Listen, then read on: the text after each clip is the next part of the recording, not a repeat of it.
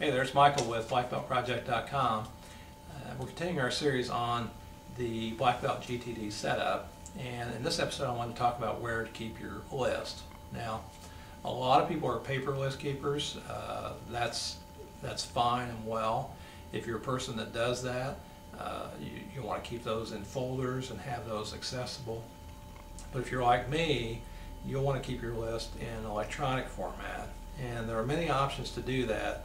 You know, some of the few are maybe Outlook. You can keep a list in there because it syncs with your PDA. I know that David Allen uses his PDA to keep his list in the Palm, or he used to. I don't know what he does now. Personally, I use checklist or my list in my BlackBerry, and also I use it in a project planning platform on the web called Basecamp. But the nice thing about keeping your list in digital format is, particularly if you use Outlook or Basecamp or Remember the Milk or something, you can print those lists out, and if you have them in your phone, you always have them with you, so you don't have to have them printed out. But you got to have a good list keeping manager. Now, when you first start out with GTD, that might be an area where you fiddle around with what's the best way to keep my list. And so what I suggest that you do there is start with paper if you want.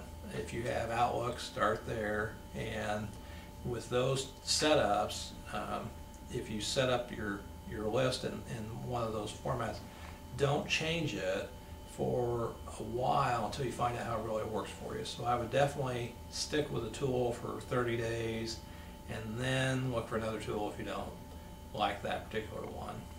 Probably the list keeping section of GTD, in my opinion, is where you're going to try and fiddle the most. How can I keep my list better? And you'll spend a lot of time trying to do that.